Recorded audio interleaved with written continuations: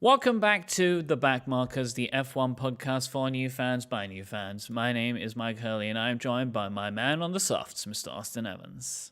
Okay, now I'm offended. I think the hard was clearly the correct compound here, so don't put that on me, please. Depends. What part of the race are we in? You know? It was spicy. It was spicy. Wild. I'm not gonna lie. There was a point halfway through. I'm like, kind of early in the morning. Looks like Max is gonna win by like 35 minutes. Congratulations. But that changed in a hurry. But before we get to all of that, September is Childhood Cancer Awareness Month, and for the fourth consecutive year, the Relay FM community is rallying together again to support the life-saving mission of St. Jude's Children's Research Hospital, which is very simple: finding cures and saving children. And who's not going to agree with that? Cancer kills more children under the age of 14 than any other disease. That is a horrible statistic. But because of generous supporters like you, St. Jude creates more clinical trials for pediatric cancer than any other children's hospital in the US. In 2021, one of those trials reported a more than 20-point improvement in survival rates for high-risk neuroblastoma, which is the second most common solid tumor found in children. And they did it using an antibody that they discovered, produced, and right at the St. Jude campus in Memphis, Tennessee. This progress is just one example of the world-class research taking place at St. Jude. It's carried out by researchers who are among the world's most highly cited scientists, which is then shared with the world to help doctors and patients elsewhere, so everyone can benefit from this research. Childhood Cancer Awareness Month is an opportunity for us to come together in the fight against childhood cancer, because together we can make a big impact. So we invite you to make a donation. Go to stjude.org/relay and donate today. We have some wonderful gifts for people that do. Then once you've donated, then sign up to become a fundraiser at stjude.org/relay and share with other people. You go to your friends, your family, you can set up a fundraising page. They can donate, and there are also some incentives that we're giving to people that do that. But no matter what it is you do, whether you donate, whether you just share it, or whether you set up a fundraiser of yourself, all together this goes to helping further the mission of St. Jude and helping us raise money for them. Don't forget, on September 16th is the 4th annual podcast-a-thon for St. Jude. I'm going to be in Memphis, Tennessee with Relay FM co-founder Stephen Hackett. We're going to do an 8-hour variety show. That is on September 16th from 12 to 8 p.m. U.S. Eastern Time at twitch.tv/RelayFM. But to find out more about all of this and how you can get involved, please go to stjude.org/relay to learn more. Donate today, because let's cure childhood cancer together. That's terrific. And I very much look forward to your Memphis streaming setup for the next episode. I'm sure that'll be a very smooth technical episode. It's going to be a disaster. No, it's fine. Just remember to bring the wheel guns into your pit box. Remember to affix all 4 tires, and we'll have a very smooth and simple show. All right. Well, there's obviously a ton to talk about today, but we do have some follow-up for silly season. Yes. So the contract review board voted in McLaren's favor. Oscar Piastri will be racing for McLaren in 2023. This was an ugly thing. Yeah. Because now people know things that they shouldn't have known. Like, for example, the fact that this was done in July after the British Grand Prix. And Daniel Ricciardo was told in July, like 5 days before he posted that Instagram story talking about how much he wanted to stay in F1. So this is the kind of stuff that, like, we know these things happen, but everyone would prefer we didn't know them. Yeah, and so I think as soon as this sort of recognition board, released their, opinion, McLaren 5 seconds later go, hey, Piastri, he's in at McLaren. A lot of that stuff has come out, and some of the things make Alpine look very, very questionable. I think the big thing is that they had what seemed to be some kind of like memorandum of understanding. It wasn't like a real firm contract, which is why McLaren were able to swoop. And apparently they're going back and forth, and there was all this kind of nonsense. But essentially, it feels like Alpine kind of missed their opportunity to really kind of lock Piastri down. It seems like they were kind of caught napping, because it just felt like they thought they had him. They weren't all that worried. They thought that this sort of temporary, not really a contract they had signed last year was binding, and it was not in any way.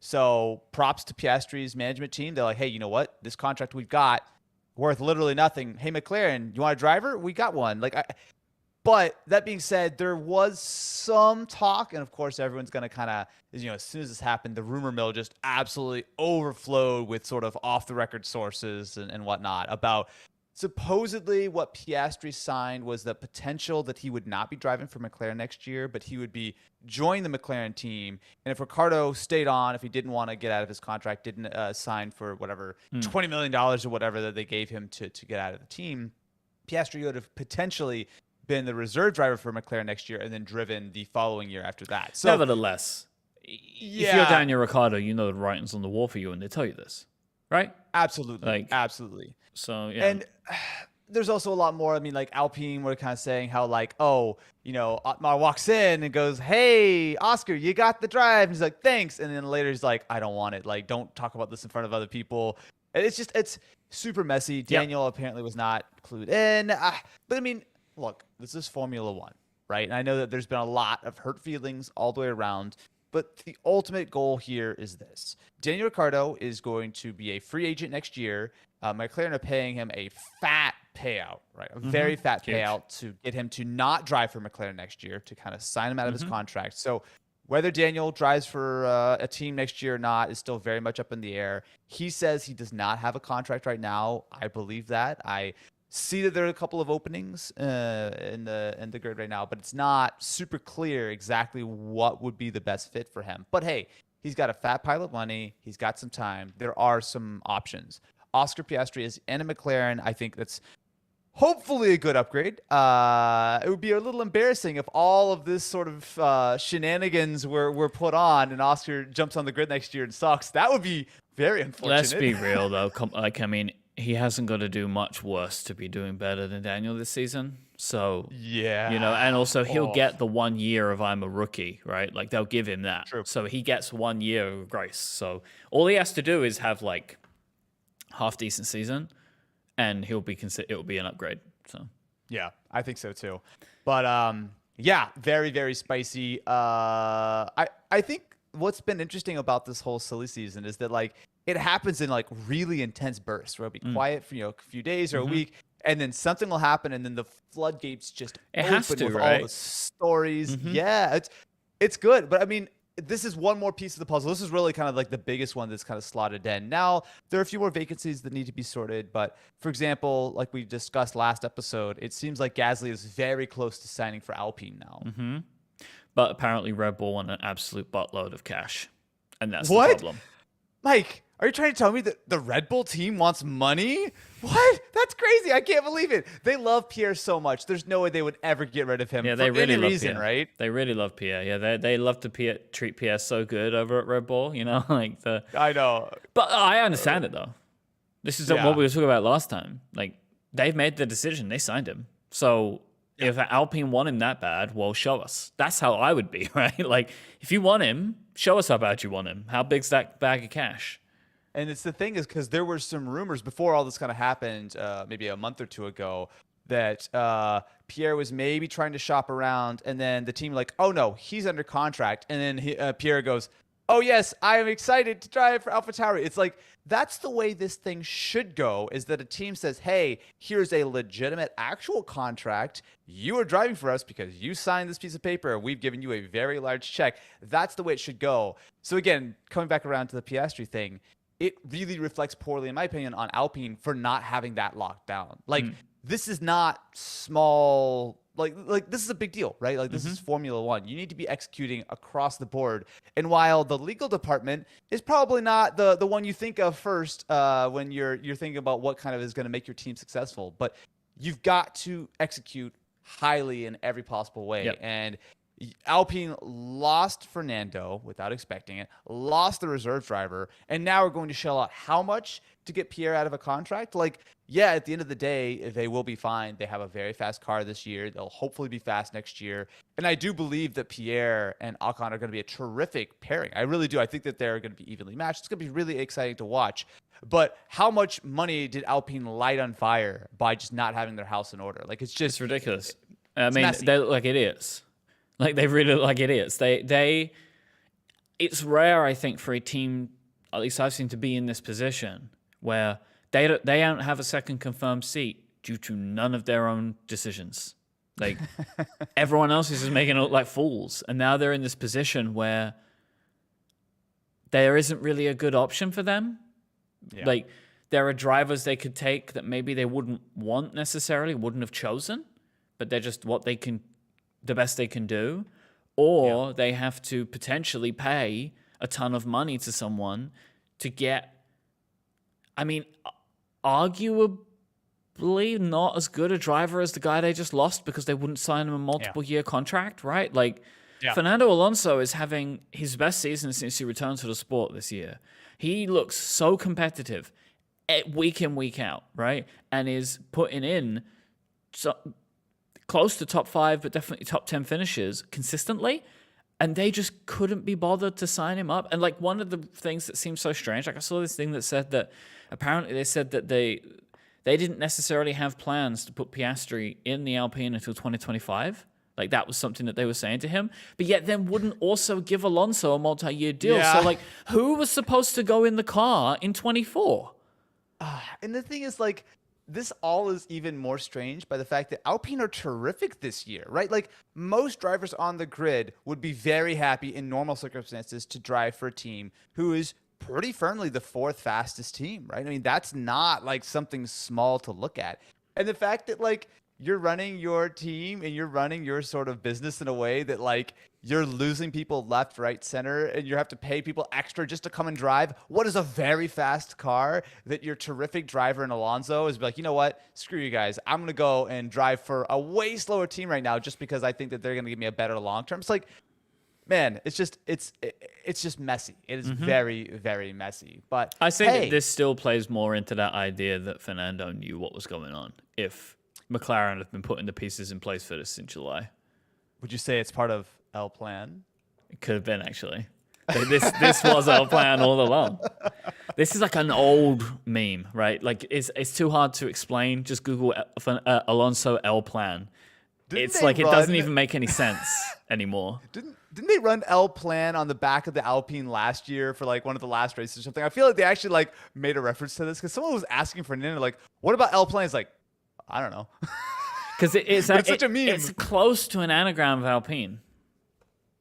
Oh, I think that was why they did it. It's not exactly, but it's close enough. Yeah. Well, right. Alpine might want to study El Plan a little bit firmer next time, but yeah, it's very spicy. All right, give us the finishing order. Though? Yeah, give us the finishing order, and then we'll start digging in. I would love to. So, after the Dutch Grand Prix of 2022, we have a podium of Max Verstappen. Surprise, surprise, P1. We've got George Russell, P2, and Leclerc with P3. 3 teams. 3 teams. 3 teams. That's fun. Very exciting. And it was an exciting race, which we'll discuss here in just a little bit. Going down the rest of the top 10, the points-paying positions, we've got Lewis Hamilton at P4. We've got Checo Perez at P5. Fernando Alonso at P6. We've got Lando Norris P7. Carlos Sainz all the way down in P8, although that is after his penalty has been applied. Although, as of recording, there still may be some additional There's going to be more penalties for him, man. He's going all the way down to the back. He's going into last week's race. Yeah. Like he'll see us next year. Regardless, as of right now, Carlos at P8. Then we've got Ocon at P9, and Stroll yet again bringing home a single point for Aston, coming in at P10. Hey, point. You know, a point. It's a point. I feel like he's gonna just get like 12 P10s throughout the year and be like, okay, cool, I did it. Which clocked it in, Dad. Right. You know. Oh man. So, okay, there's a lot to get in here. We got to talk about the race, but beforehand, do we want to maybe go over a little bit of the kind of the setup for the weekends? It's obviously, there's a lot of, we kind of discussed the drama side of things, but qualifying was also incredibly close. So Max pipped Charles by it was like 0.02 seconds or something incredibly small. A lot of fun visualizations of their laps going around on social media over the weekend. Yeah, I think the official F1 Instagram said that Max beat Charles by exactly 1 George Russell length, which is the way I would like to measure everything from now on. It was 1.75 meters ahead. Wait, so. What is a George Russell length? Like, the height of George Russell. If George Russell laid down on the track, that's the distance. Yeah. That's not complicated at all. It's what. Look, if I am 3 or 4 George Russells ahead of you, Myke, are you going to be upset? I don't think so. I would be. You can understand what that's that's distance a is. lot of distance at that point. It is. I would be pretty mad if you were 4 George Russells ahead of me. Hurley Motorsports would be incredibly upset. They would fire all their drivers if something like that happens. But it was good qualifying. Checo looped it at the very end, which did kind of impact a few people, including Lewis, which I'm sure we'll talk a lot about here in a second. But generally speaking, fairly tame, fairly straightforward. It was spicy because I think Red Bull, were really on the back foot going into this sort of session. They had some rough practice sessions. Max actually broke down on track, I think was it P1. FP1 or FP2? Mm-hmm. Yeah, FP1, with the gearbox FP1, issue. Yep. So it was after the dominance of last weekend, it was not a super straightforward looking race, although obviously we know how it kind of came out. But thankfully, it was not a Max Verstappen, Red Bull 1-2, like a whole mile, or I'm sorry, 245 George Russells down the road. I will not get on board with this as a measurement.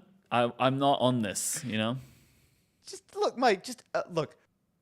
Your boys had a very exciting race. I'm just saying, give me some George Russells. I just need a few George Russells here and there. Okay, I don't think it's that. We all need a sprinkling of George. You know what I mean? No one's gonna complain. Lewis actually might have something to say about that, but I'm intrigued. I'm intrigued to see how that one shakes out. All right, let's box. Let's put some mediums on, right? Okay, mediums. Because this is a good one. Or we go hard. We go hard. We go hard after this.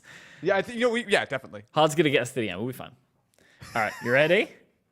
You ready for me? I am prepped and ready. Are you good to go? Mm-hmm. 3, 2, 1. This episode of the Backmarkers is brought to you by The Racing Line. Motorsport calendars are messy and complicated. Finding out what series is racing what weekend, when the races begin, is more challenging than it should be, especially with F1 when they're all over the world. The Racing Line collects the calendars of over 40 major motorsport series and combines it into one easy-to-use app, covering series including F1, IndyCar, World Endurance Championship, ISMA, the entire GT World Challenge catalog of series, plus MotoGP and World Superbikes for those two-wheel fans. The app provides day and weekly views so you can get an easy overview of what's happening today and plan your motorsport viewing weeks ahead. Plus, you can get customized notifications, which you can set when you want before each event. 1 minute before, an hour before, 1 day, 5 days, whatever you like. And the series list is customizable too, so you can select the series you want to see and hide the ones you don't. I use the Racing Line. I've used them since they became a sponsor last time. I was really actually happy to find out about it. I have 10-minute alerts for the practice sessions and the, obviously qualifying and the race. And I really like that I just have one easy app because I filter it down to just F1, where I can go in and see exactly when everything's going to be happening. Because I'm always a bit confused about the times. Especially when, qualifying is usually a different hour to the race. It's like a whole thing. So I love having the Racing Line so I can check it. The Racing Line supports iPhone, iPad, watchOS, and Android. And the app is built by a single indie developer who began iOS development after listening to Relay FM shows and ATP. So he's one of all of us. Go to theracingline.app. That is theracingline.app. Our thanks to the Racing Line for the support of this show and Relay FM. And time. Okay. 143.97. Oh, that was way slower. Here's the thing, Myke. Your enthusiasm for the Racing Line was so apparent that I don't think anyone is going to mind that you just got a little distracted. I think the thing is, came on. Since the first time, right, I've now used the Racing Line for months, so I'm very enthusiastic about it. So now someone forgot to bring a blanket out when they needed it. It's like a whole thing. Yeah, well, I will say one thing. Before we give up on the Racing Line, or before we kind of move on. I am a huger fan, potentially, than you, mostly because I need this to wake up at 4 and 5 o'clock in the morning to watch F1. So having that ready and prepped, and so I don't accidentally miss a show, because it is my deepest fear that I'm going to sleep past. You're going to be like, all right, Austin, you ready to go? And I'm still asleep one morning. So the Racing Line, keeping us on track, quite literally. So the show. It's actually kind of incredible that you've not done that yet. No, no, dude. Okay, it's very, very small side note. I've been having problems. So I always use my Apple Watch as my alarm, right? I like it. It's quiet. Doesn't wake anyone up. But it's been giving me intermittent issues where it will stop making noise and vibration. So I will wake up like an hour later and look, and my alarm has been going off the whole time, but it hasn't. It stresses me out immensely. Every night I like kind of fiddle with it. I restart it like a few times a week just to make sure. So I'm telling you. Are you using sleep focus modes? I am using sleep focus. I might be doing it. You should look into that. The haptics on the watch don't work at all. I think it's something to do with when I turn on and off water mode or something. It's intermittent. But regardless, Mike, the amount of stress I have. Why are you turning on water mode so much? I shower with my Apple Watch. Doesn't matter. You don't need to do that. I gotta hit my calorie goal. And there's a few times in the shower where no. You can leave. You can leave it on, but you could. You don't. I don't think you have to do it into the water mode. This is only for like swimming. You could shower with it on in regular mode. It presses lots of buttons though, or like I've gotten calls and stuff. Yeah, so put it on theater mode so it turns the screen off. Actually, no, that's a good point. But regardless, Mike, my life is immensely stressful. And if I make it through our entire season of the Backmarkers without sleeping through a race, I'm going to be very happy. So that's all. Side note. All right. I need to talk. Yeah. This is an incredible race for drama. This is an absolute roller coaster. It was like building up to, oh my God, something's going to happen. Then then everything fell out of the race. Then it started coming back up. This was a great race. I had a great time today. I had a really great time today. I did too. Like, again, I was a little concerned toward the middle, right? I was like, yeah. I've seen this before. But we really had two major events that kind of brought the field together and really spiced things up. The first one was, and again, this is, we're obviously recording right after the race. So I'm sure later today and over the next couple of days, we're going to get a lot more explanations. But what happened to Yuki? It was such a bizarre incident. Call from Christian. El plan. Help us out. Helmut Marko was like on his laptop, like, I got this, guys. I got this. Put the wheel nut on the wrong way around. Press the seat button. Like, I don't know what was going on, but it was terrible. Like, everything that happened there clearly shouldn't have happened. Like, when he was having those wheel problems, they should have just put him in. I don't know what were they doing with the seatbelt. Like, apparently, like, maybe he thought he was done, so he unclipped it. Everything about that was just, like, weird. And also, at a certain point, is there any point letting him back out again if you're pitting him for 35 seconds? Like, yes. You know what? It was not great. There was something weird was going on there.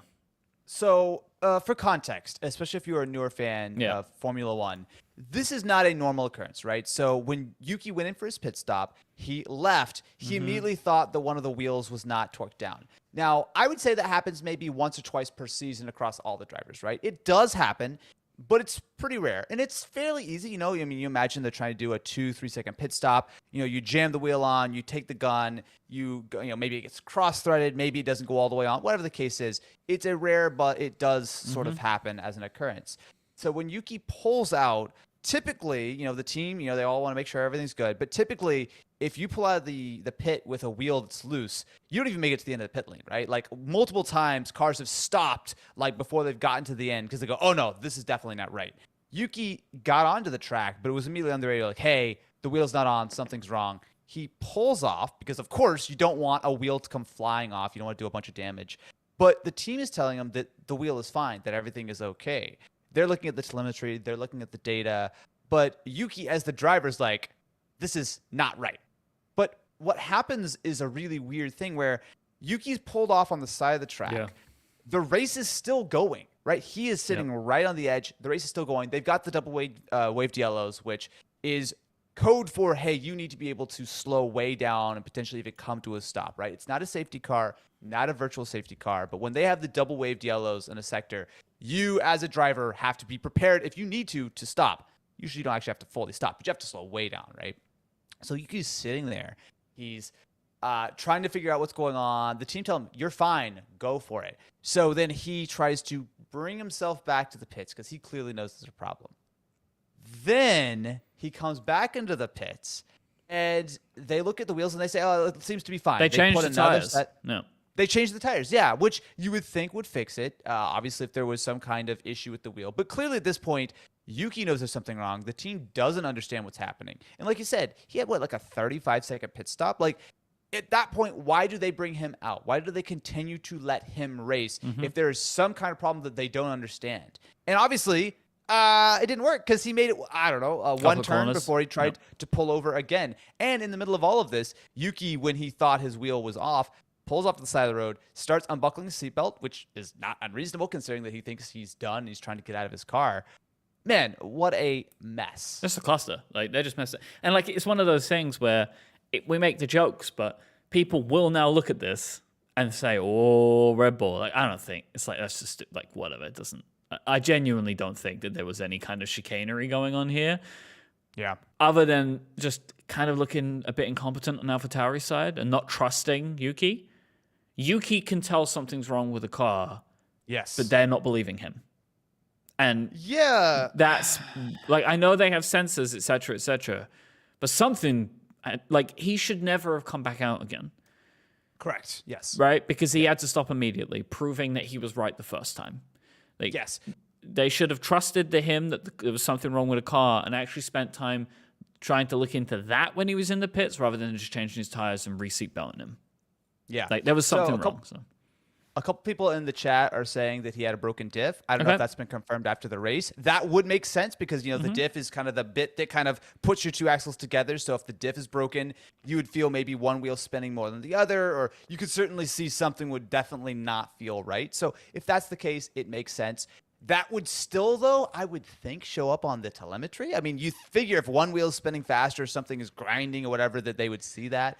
But it was a mess. They sent him right back out. And again, he had to stop. They had to way change the race because sort of to set the stage for where the race was at that time, Mercedes were looking terrific. Now, I know, Mike, since we've started to do this show, we've tried to kind of put a complete ban on team communications. We can't talk during the races. We got to save it for the show.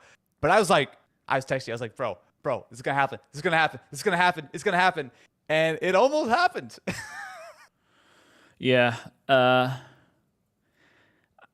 This is difficult for me, right? But it was also exciting. Like, so at that point in the race, I was gutted, right? Because what it looked like was Mercedes hit just the right tire strategy. They had just the right tires for the car. They were building in speed. And if Max had to pit, he was going to come out behind Lewis, maybe behind George. And then they would have been able to pit. And like, if he would have had to have gone again, like, he just would really struggle to have built that time back up. But that was obviously pretty risky at that time because anything could happen, right? And there was a safety car. Yeah. But then it ended up being that after that safety car, it was a virtual safety car for Yuki? It was, yes, right? So for Yuki, it was a virtual safety car, which again, for newer F1 fans, a virtual safety car is there's no actual safety car on the track. Everyone has to slow down, I believe, by 40%. So on your dash, you have the little screen, and it will tell you what you need to be doing, right? So it's already been calculated. So if you're running 1 minute, 12-second laps, you need to be doing a 130 or 140 or whatever. So basically, you can't go faster than whatever that delta is, which the idea is it allows all the cars to slow down. It allows, track workers to come on, marshals to clean up, to clear pigeons away, or whatever happens to be the case. And then they will kind of turn it off and it'll get back up to speed. The idea is with a virtual safety car, they do that when they want to neutralize the race. Yep. No one theoretically will get an advantage there, except if you want to take a pit stop, which usually will save you a bunch of time. But if everyone's just out on the track, it should be about the same. Whereas with a safety car, which we saw later in the race, that will bring out the actual safety car, bunch up the entire pack, makes it even faster, or you're losing even less time going in for a pit stop. And you also have the added benefit of getting all the back markers out of the way. So they usually, although after we saw the Abu Dhabi last year, not always, they usually let all the back markers through to kind of reset the field. But yeah, it was a VSC for the Yuki incident, like lap 40 or wherever that was. And then that just neutralized the difference at that point, pretty much. Because Max took a pit then, right? Yep. So he was able to get a fresh set. And so he was able to take his pit, and I believe came out ahead of the Mercedes at that point, if I'm remembering rightly. So what they were always trying, what Mercedes were covering against was they were able to, under regular circumstances, would get out ahead of Max potentially on a pit, and then it would be a bit of a fight for him, and then they would be able to come back faster later on. Yeah. But that all went down. The race continued, and then Valtteri Bottas, his engine just cut out. Which was actually, I don't know why, but it really made me laugh. Just the sound of the car. I just find it very funny when cars, like, the engines go, because they just make such a weird noise as they, like, spin down. And Valtteri's was like, me engine broke. Just like, that was it. I'm done. I was like, all right, man. Well, sorry. And then it ended up being basically the worst. I think he stopped in basically the worst possible place. Yeah. Because he was on the main straight, right? So everybody had to go through the pit lane, which caused a bunch of other problems. But that situation set up again it ended up with Lewis being able to be in front of Max, because Max went into pit again. Yeah. But then what happened is George Russell decided he wanted to be on the soft tires like Max. George made a call. Mercedes said good. And that's where the race fell apart, right? So, what is your opinion of how it unfolded for Mercedes? Mercedes are a team who I think are fair almost to a fault. There is no number one or number two at Mercedes right now. During the peak Lewis years, with Valtteri, Lewis was the number one. Now, they would kind of give some lip service to Valtteri, but like Lewis was the number one, right? Whether it was because he was the favorite or because he was leading championship, didn't matter. He was number one. With George, I don't think that's the case at all, right? George has done a terrific job of being very consistent, very, very solid all year, right? But what happened was when Lewis didn't go in, when Max came in, they, by all real accounts, should have left George out. Right? As the team, if you're trying to maximize your opportunity, it is far more likely for you to win the race if you have two cars between you and Max Verstappen versus one, right? And while the ultimate pace of Max may have meant that at that point it didn't matter, it's hard to say. But the fact that they were basically telling George, from what it seemed like, they were telling George, hey, stay out, everything's chill, whatever, just hold station. And George is like, no, these tires suck. I want softs. And they made a very late call to bring him in. Because, again, there were only, I don't know the number, I think it was like 10 laps maybe between the VSC and the safety car. So the tires they put on were very new, but they were not softs. They were not going to give the absolute maximum amount of grip for that last stint of the race. To me, I think Mercedes made the wrong call in allowing George to make the stop without like they immediately wrote off Lewis 100%, right? Yep. If they had kept George out, George and Lewis probably wouldn't have won the race. Possible, but I think Max was probably going to be too fast on those newer, brand new soft tires.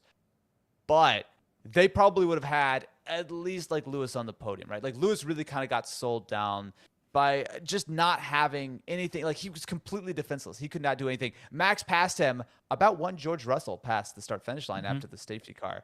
And from there, I mean, he obviously fell off the podium. It was rough. But it's like George made the right call for George Russell, right?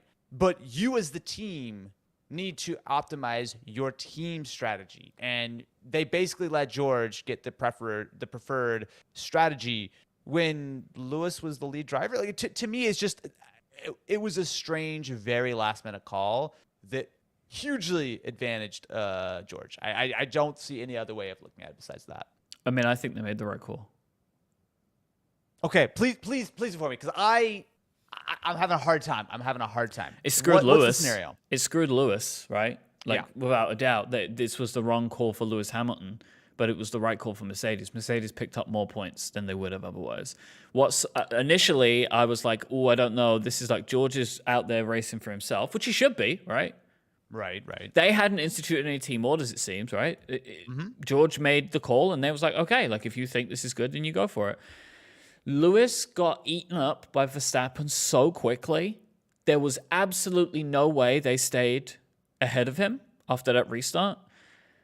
Lewis then got taken by Leclerc. There was no way they were getting 2-3. They probably would have ended up with one of them in third place if they wouldn't have put George on the softs, because everybody was on softs at that point, everyone. And they would have been the only ones on medium, and I don't know if they would have had the pace. After being slow, they wouldn't have got the heat into the tires, which seemed to be a problem for them. I am gutted for Lewis because he could have won it today, and he was really close in a few occasions to actually winning this race. Yeah.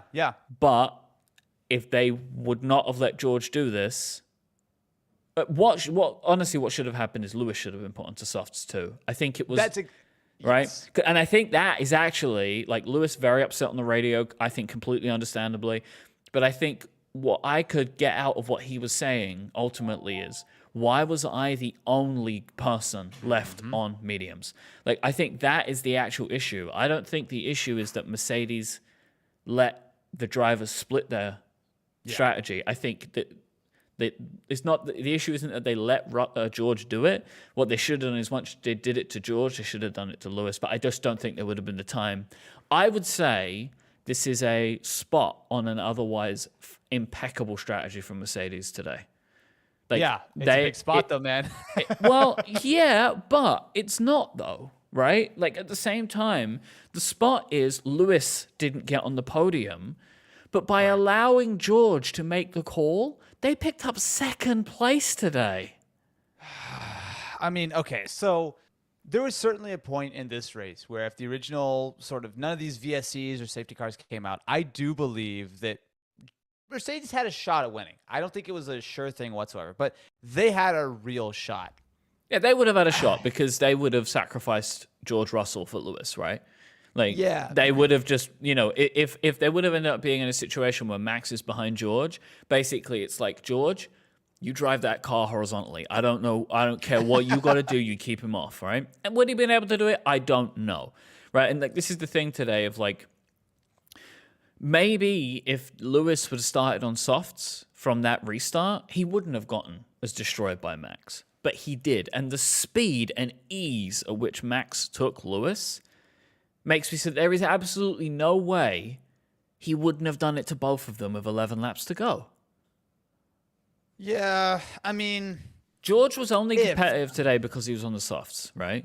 And so I just feel like if they wouldn't have done that, they would have ended up with maybe 4th and 5th, maybe 3rd and 4th at best. That's very possible. My only argument there is they should have brought both. They should have. They should have. That's what I'm saying. That's the miss. The miss is Lewis. Yeah. They did not put Lewis on softs. Yeah.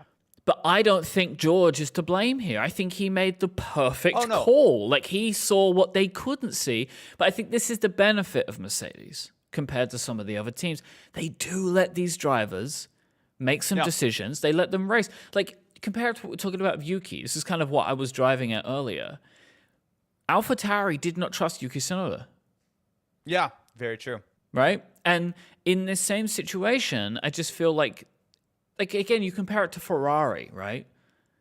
When we were talking a few weeks ago, where Carlos basically had to say, I'm not coming in to pit right now, right? Like, where it wasn't like, I don't think this will work, guys. It was like, no, I am defying you now. Like, and we just don't get that vibe. Like, Russell's like, no, I think I should go on softs, and like, great, box, right? Like, there's just a trust there, and he made the right call. He did. I don't know how Lewis feels. I'm intrigued to see how Lewis feels. I genuinely hope this isn't the kind of thing that causes a problem between the two of them because they seem to get on really well. I feel like this really should be targeted towards their strategy team of like, why did you not think to put me on soft tires when he could work it out? Yeah. No, I mean, look, George has no fault in this whatsoever. George is a racing driver who is trying to do as well as he possibly can. Of course, he's going to want the best strategy. Like, he's not going to be like, oh, you know what? Lewis, you got this one, man. I'll just be back here minding my own business. Like, of course not, right? But you're right. It's like one of these things where it was such a solid race for Mercedes. You saw that sort of win slide through the fingers, and it's tough, especially if you're Lewis and you're just getting absolutely swallowed up. You're like, man, why didn't I have tires? Everyone else has tires. Like, there's a lot of what ifs. There's a lot of buts. I do think as soon as the VSC and the safety car came out, it was going to be a real uphill battle for Mercedes because I do think without those, they had a very real shot at actually winning this thing, right? But, okay. If we want to talk about strategy, can we talk about our good buddy, Mr. Carlos Sainz? Oh my God! No, can we just say, can we just get down to him by going through some of our categories? Okay. Spoilers for what's coming up. Yes, absolutely, Mike. Backmarker of the race, Albon. Great season. Right? Great. Absolutely great. He's just putting in the work. Fantastic. Underperformer of the race? Ricardo. He's terrible, right? I mean, I mean, Lando didn't have a great race, but Well, Lando did okay though. I it mean, wasn't. Well, I'm saying it wasn't great, right? Like he came in at 7th. Ricardo's down at 17th. yeah, man. He's effectively back at the pack because I don't know. I do not know what happened to Latifi that he was lapped. Something happened to him. I don't know what it was. I don't know. But he was lapped real early in the race. Like I just remember seeing him pop up at some point. Like, what are you doing here? We're like 30 laps in. What did you do? Like, I don't know what happened to Nicholas Latifi today. But yeah. So I want to choose my words carefully because I think, as most people would say, Daniel Ricciardo is a great dude. He seems like he'd be a lot of fun to hang out with. Drive to Survive, I think, has made him immensely popular in a lot of circles. And he's put in some incredible performances. Does he have a seat for next year? No. When he does stuff like this? I don't think he does anyway. It's a shame. Maybe go away for a year. I just don't think anybody's plans include Daniel Ricciardo. Like, I just don't think he is necessarily where these teams are planning on. So maybe Williams, right? Like Williams or Haas is where we expected if he's going to go anywhere. But yeah, I just don't know if he is what either of these teams are looking for right now. Maybe. I don't know. But I'm not convinced that he has a seat. Like, I actually genuinely think Mick Schumacher's in for a greater chance right now. Yeah, which, look, I do believe that there is a terrific driver in Daniel Ricciardo. Yes. I think if he can get his head in the right space, if he can kind of really commit, like, it's almost like he needs to make a decision, right? He's obviously just got this huge payout. He's fine. He can go do whatever he wants now, right?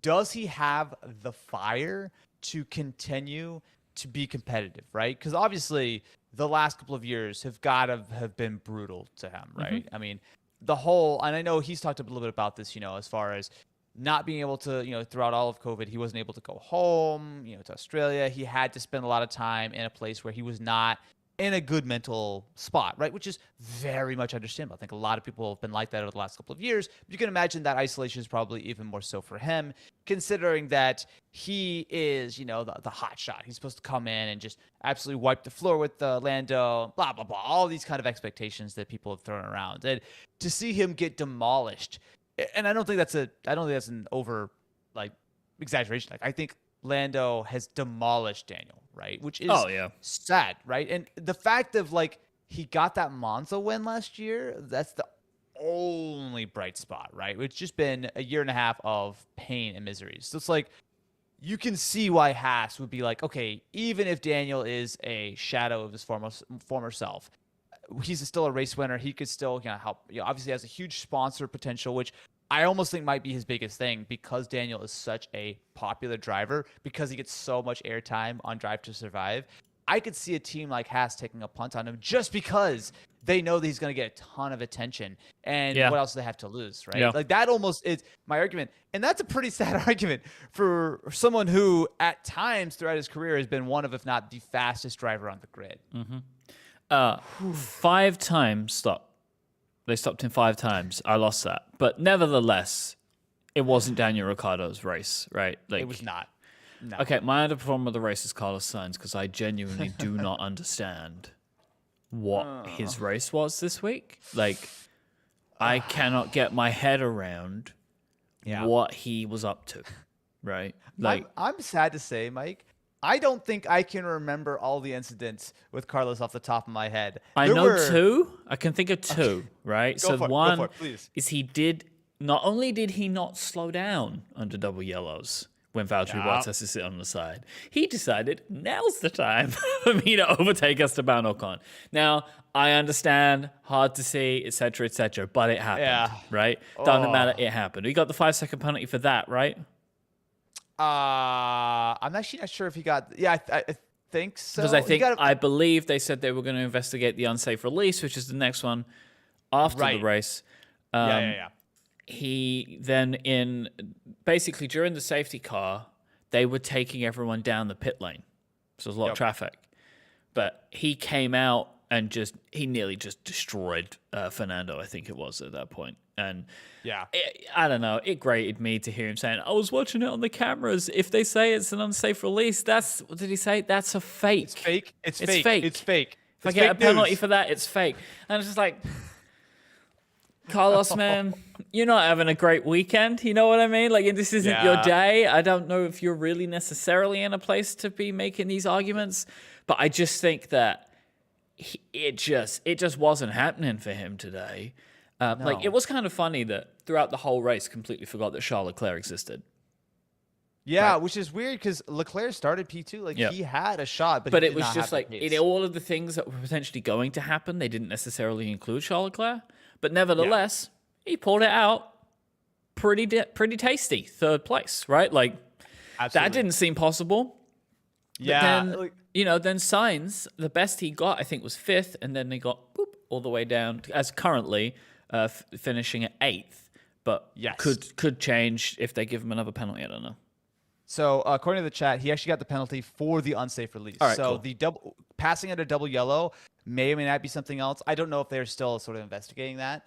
On top of all of that, he also had it was a 10-second stop, whatever. He basically came in the pits and Ferrari had 3 tires ready for him. Yeah. So So, again, Ferrari didn't help Carlos, but I don't think Carlos helped Carlos today. no, I love though that at least Ferrari are taking a major step forward, right? Because you look at their strategy issues over the last few years, they're finally putting the power on Carlos. He got to choose. Do you want 3 wheels or do you want 4? I think we have to applaud. We have to applaud I was them. like, where's he going with this? I was like, Austin, they did not have a major step forward today. They didn't. It was a bad day. Like, that pit, like, because Bonotto was on the radio, right? Like, he was on the TV. It's like, what happened? It's like, oh, it was a mess. I'm like, yeah, I know. We can see that. Hey, at least he didn't say this is all part of the Ferrari plan. Oh, and that, then was it Ted who said they're going for all the penalties because they also left that wheel gun on the ground? wheel gun that which Perez Checo drove ran over. Oh, So they're like, it's all bad. It's all bad for Ferrari again. All bad. and then beyond, but before any of this happened, Carlos was absolutely just not on the pace of like Leclerc or whatever. Like he was getting dropped by everyone immediately at the beginning of the race. It's just Talking about all bad. Ferrari please. now 30 points ahead of Mercedes in the constructors. Ooh. They are closing that down. And also, drivers is getting a bit tasty now, too, I will say. Verstappen. Leclerc is now tied with Perez, technically putting him 2nd place, which is interesting. Leclerc could end up with a little bit, he's still got it in him, maybe a bit of a surge, don't know. But then we've got George Russell at 188. So at the moment, look, I know what people are saying. Obviously, ride or die for Lewis Hamilton over here, right? But if I am Toto Wolff, it's like, well, I could end up with a 2nd place here if we just play it right. Put all the chips on George. Oh wait, Mike, are you insinuating that George Russell is now the lead Mercedes driver? Currently, Lewis Hamilton's the wingman in points currently, right? So we're getting to the point in the season where if you want something, you maybe have to orchestrate it for yourself, right? Yeah. Well, if Mercedes want to get 2nd places, they could do the double 2nd place here if they play it just right. But they got to play it just right, and I don't know. I don't know what it's going to be like, right? I'm really intrigued over the next week to hear what Lewis has to say. Yeah. He clearly got incredibly upset on the radio. Right? Understandably, though, right? We said that already. Like, Yeah. You got to see it like from his perspective. It's like, guys, But okay, I just thought I'd open Twitter, right? The first, just to check, the first tweet I see is a quote from Lewis. I lost it for a second, but they know it's just passion. Lewis Hamilton apologizes to his Mercedes team after he lost it on team radio. Man, I love Lewis Hamilton, man. I love him. Well, that's actually one of the things we didn't talk about. So last week, Fernando and Lewis, came together. Fernando absolutely just lit into Lewis. But they're hanging out in the Mercedes paddock, on Thursday. I knew Fernando did some interviews basically saying like, look, we're sportsmen, we're in the heat of the moment. I don't think they should be, running the radio. And then he continued on about how the media loves British drivers and hates everyone else, which is kind of a little bit maybe fair. But another example of the team radio being incredibly spicy, but I do think just us as fans, because I don't think anyone seriously should suggest that they should remove the radio, right? I think radio is a very, very great part of the viewing and the listening experience of watching Formula One, right? I really believe that. But I think us as fans of Formula One, we just do need to take a little step back, that these guys are incredibly intense, incredibly passionate. They're in the moment. They let things fly. I mean, have any of us ever, said something we probably regretted in the middle of like some it's not even that match though, or whatever? Can you imagine if people listened to every conversation you have? Well, I mean, Go ahead. imagine if you just say something off the cuff and then like someone says it back to you. Like, how could you say this? Imagine such a thing. Like, this is what I feel like I have because we were talking about this last episode with Alonso, right? Yeah. Like, I feel like I have a kin with what they are experiencing, but even like at a tiny degree, because my adrenaline's not flying through the roof when I'm doing these with my shows, right? But like, if you are saying, you don't remember all the things you say, and people throwing it back at you. So I agree with you. I think team radio should only be allowed if we can all behave ourselves. Right? Like, as in, like, I want to be able to hear it, but I don't want that at the expense of these individuals being criticized so heavily. Agree. I think it's just, look, being on a hot mic is always scary, right? So, but it's just one of those things where, like, when you're passionate, when you're in the moment, it happens. And I think, especially, you look at Fernando, you look at Lewis, both of them had these incidents, both of them apologized, everything's fine, right? And that's, I think, really the way things should be. Myke, I'm afraid to ask this question. What was your favorite moment of the race? I don't actually think I have one. Like, I think for me, it was probably, if I had to pick, it was when the Bottas safety car happened, because for me, the excitement had been sucked out of the race when Yuki went out, right? Because it then seemed like, oh, this is a foregone conclusion again. And I had no problem with that, right? When the race began, it just like Max was going to win it. It was like, okay, I'll pay attention to everything else that's happening.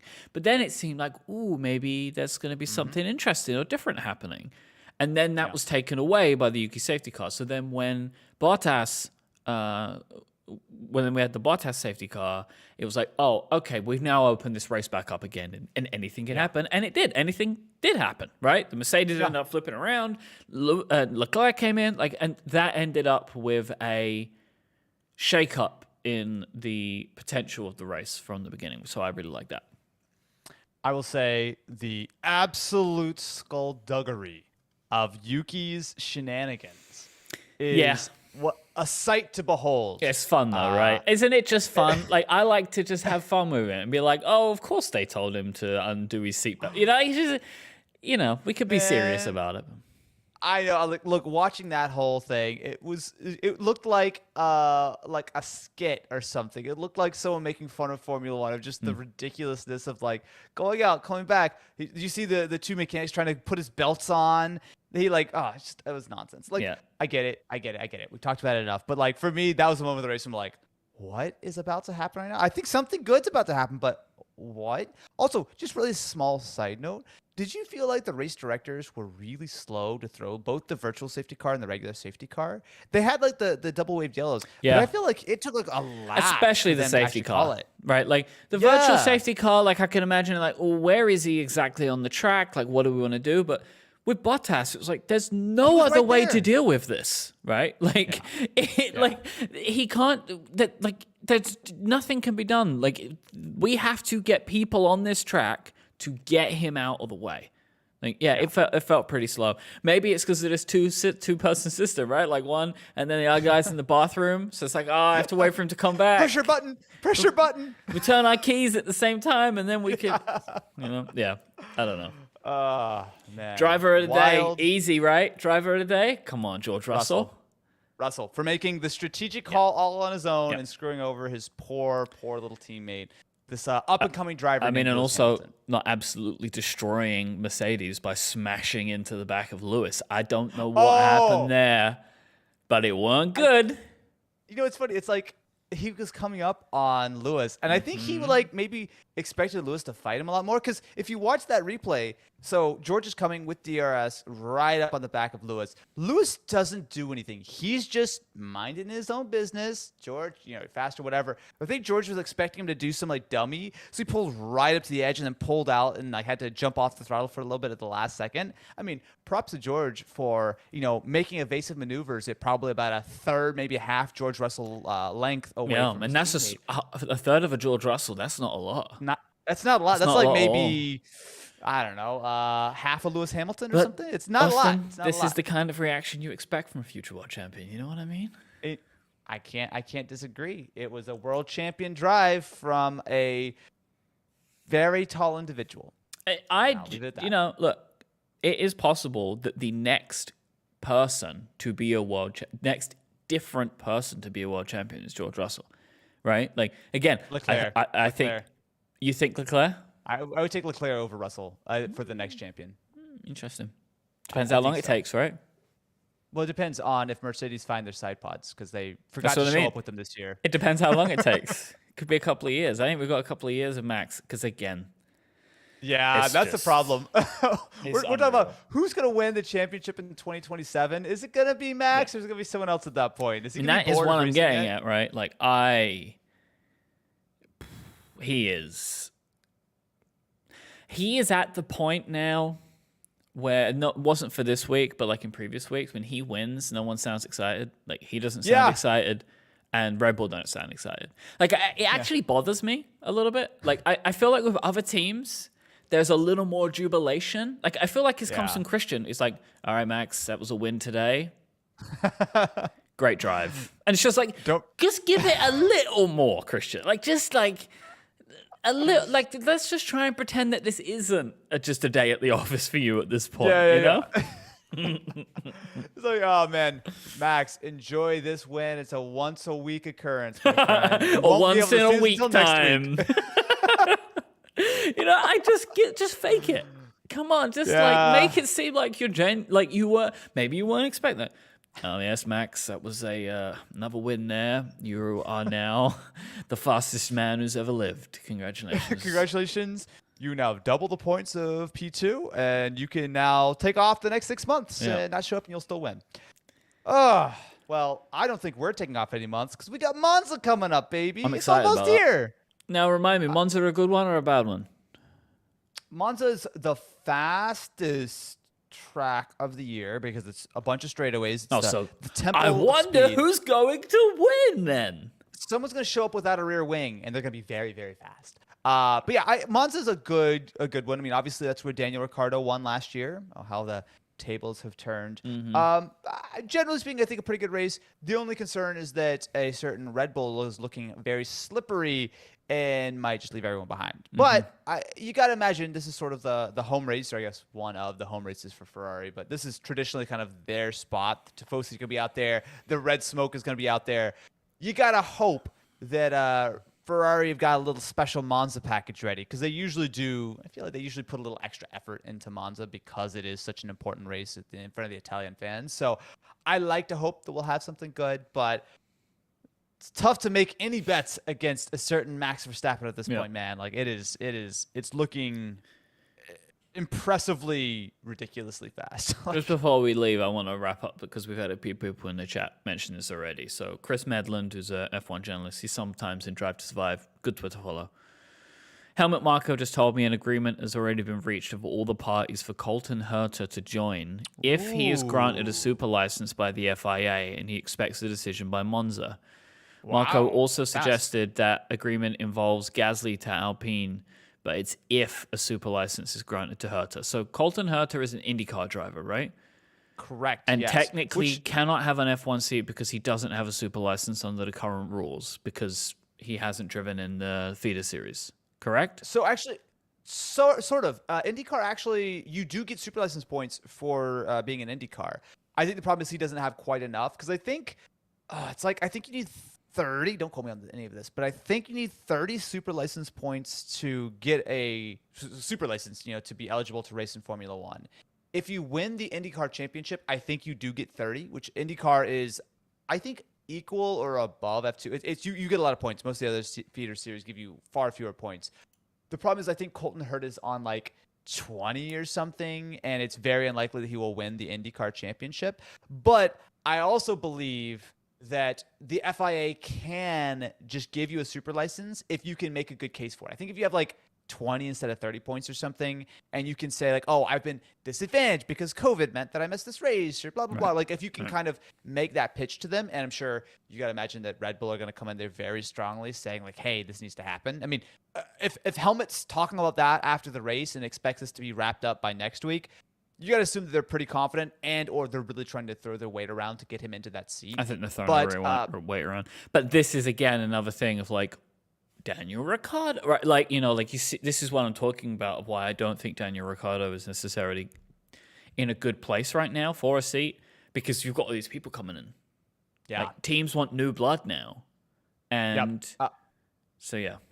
Yeah. And a couple people in the chat, Mike and Chris, are both pointing out I was actually off. He has 32, you need 40 points. So it's not 20 to 30. That's close enough. 40.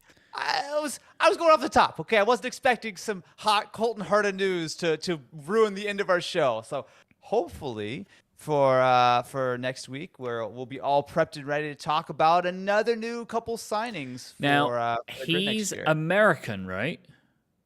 Oh, that's a great question. I believe so. That's when I get everyone will let me off for being biased about British drivers when there's an American driver, right? So nobody wants this to happen more than me, because then when there's an American driver in F1, no Americans can say to me about bias anymore because they'll just want him to win all the time. So nobody, actually, I'm joining Helmut Marko in the cause here. Me and Helmut, we're going hand in hand, and we're going to get Colton Herta into F1. All right? So then everyone will leave me alone. That's more surprising than Yuki forgetting to... I'm burying the hatchet with Red Bull to make this occur. All right. Well, you know what? This just got a whole lot spicy. Make sure to subscribe to the YouTube channel for an incredibly exciting episode next week, to follow Mike's descent into madness as he hangs out with Helmut Marko and they ride off into the sunset. Oh, boy. Backmarkers.live for the video, backmarkers.fm for the audio. We'll be back again next weekend for Monza. Thank you so much for listening to this episode of The Test Drivers. I'm Myke Hurley, and he's Austin Evans. Say goodbye, Austin. Goodbye, and say hello to the cool-down room, my friends, because Mike's about to get on a even hotter mic. All right. Stop the audio. Woo! That was an episode, my friends. Yeah. That was an episode. All right, I'll get that audio rolling. Sherlock, I am not going to support Colton Herta unless he earns my support. You don't support anyone. No, I'm an Just impartial I don't understand. Journalist. I like, you know what, Mike? You know who I root for? I root for the fans. I root for good racing. Whatever makes a good race, that's who I'm about. But I also have a Max Verstappen hat. Do you? Yeah, dude. To be fair, I bought it like 4 years ago. Okay. But I do wear it from time to time. So don't worry. Disgusting. Look, man.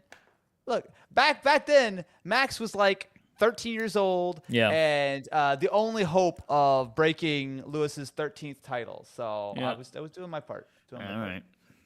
Alrighty. Got some audio uploading to you right now. That was a fun episode. I'm glad that news dropped right toward the end. Yeah. Andretti themed PC for her to win. Mike, anyone who is on the grid can ask. I will build PC for anyone on the grid. Yeah. I don't care. I will build a PC on the grid. Latifi. No. You build one for Latifi? I would do one for Latifi. I would do one for Helmut Marko if he lets me go hang out in the paddock. Right? If you do it for Latifi and the doors, the sides just fall off. It's like, this is good for you. This is what you. No. Did I say the test drivers? No, I didn't say test drivers. I was not paying attention. I was way too excited about my joke about you being on a hot mic. You should collide with Driver 61. Did you see that he did the giveaway of seat time in the car? No, I didn't see that. I'm subscribed to his channel, but I must have missed that one. Yeah, so basically he did a giveaway, I think because they hit 1 million, where they gave away to a subscriber a track day in I think the Renault, one of the V8 Renaults. Damn. Man, you talk about, look, I've done a couple giveaways in my time. That's on another level. Although I will say, and Mike, I think I've told you a little bit about this off camera, but just for the Backmarkers listeners, I'm going to have a story for the cool down room next week. I am going to experience something very cool between now and next week. Mike, I'll tell you off camera, but I'm not driving a Formula One car yet. I'll just be very clear, but it is very exciting. I don't know what this is, so I'm excited to hear about this. I hopefully will bring back a good story about some exciting things to happen before our next episode. All right. It's a 2012 or 2013 Lotus. Thank you very much, Sherlock. Yeah. Yeah, man. So they do training laps. Yeah, so they don't just throw you straight into an F1 car because I know that a couple teams do this. There are ways for you just as a regular person to drive Formula One cars, which of course Mike and I still need to have our showdown on. The reason they have to do the training is because nobody could just start one. This is it. You said you could just do it. That's what this is all about. It's not like, oh, if I get training, could I do it? This whole thing is you believe you could get into it and go, and I don't think you could make it. I don't think you could do it. I feel like if an engineer tells me to do X, Y, Z, I would just do it. I think I could do it. I don't think you could do it. I think I could do it. Well, I don't think you could do it. I look forward to making at least one George Russell off the line, because if I do that, I will consider that to be a success. That's all I need. That's all I need. Oh. So how likely is Sargent to get the Williams seat? So Logan Sargent, who of course is the other American driver who's potentially up for a drive. I actually don't think he's got a bad shot, right? I don't necessarily think that he is lighting the world on fire right now. But if you think about it, the commercial appeal of having an American driver, especially if it's two out of absolutely nowhere on the grid, could be really interesting. And for Williams, I think their choice has got to be down to this. Either they go for someone like Daniel Ricciardo or Nick DeVries, who is also heavily tipped to have the seat, who's currently the reserve driver for Mercedes and coming from Formula E. I don't believe he obviously doesn't have a seat for next year, right? Since Mercedes have pulled out of Formula E. But he could be an interesting call for Williams. But I think so. This is about, Williams has said this. If they just want to keep feeding for Mercedes, they might actually want to build their own, and they've got it's that guy, right? We just said his name. It's gonna Logan Sargent. Yeah, and he's in the Williams program, so maybe they actually want to do that. You want to talk about an American named Sargent? That's patriotic right there. He's gonna show up with a combat hat, and he's gonna just an eagle on his shoulder. I was about to say that. I was like, oh wait, this is sounding a lot like Latifi just coming in and just smashing everyone accidentally or on purpose or whatever. He's doing FP1 in Coda. That's gonna be good. I'll be excited to see. I think, assuming that this all gets stitched up by the end of, I guess, next week, right? Where Gasly's moved over officially, that AlphaTauri's all lined up and stuff. It's gonna start getting down to really only two seats left at that point. It's been a much sillier season than I was expecting. Absolutely. Yeah, I thought it was going to be way more low-key. So, we'll see. All right. Did you wanted to test something, didn't you? I did, but we can do that after we actually end the live stream. Okay. Yeah, because we can talk about it off air. But thank you, everyone, very much for joining. I look forward to using the racing line so that I don't fall asleep and miss Monza, because this guy's gonna be in charge of running the show next week, aka making sure the live stream functions. So maybe it'll be an early wake up for me too, though. Not as early. It will, but early. You can feel my pain. You can feel my pain. I mean, it's only gonna be 8 a.m. for me. It'll be 6 for you. Yeah. So I mean, I've just got to hope that I have somewhere to watch it. That's the thing I don't know. You don't have your recording setup figured out? You don't know where you're gonna be or how you're gonna record? No, if I would actually be able to watch the race. Oh, that would be helpful. That's the issue that I won't be able to resolve until I'm in Memphis. Because because usually what we use Now TV doesn't let me watch it outside. So I have to hope that the hotel has ESPN, which most of them do. I never stayed in a hotel that didn't have ESPN, Yeah. but yes, that Just, would be a I problem. need to know that's the case, right? Yeah, that would be nice. So I just want to prudentially apologize to everyone if the live stream does not go well next week due to any number of various technical difficulties. We will 100% for sure have the audio version ready. We're going to do everything we can to have the video version go live streamed like we always do. But just as a heads up to everyone, we got a couple things to figure out. Mostly, can Myke watch the race so we could talk about it? That's probably the most. One. We'll start with that one and we'll work our way down. Yep. Cool. Bye-bye. All right. See you, friends, next week for the Temple of Speed. Just real quick, people tell me pay for a month of F1 TV. I can't because I'm UK based. Myke, we might be able to hook you up. We might, but I'm saying like I I can't do it. They won't let me do it in the App Store, and like with a UK information, it won't let me get F1 TV. I can get F1 Pro and just get timings. I can't actually get the video footage myself. We might have to work some stuff out, but yeah.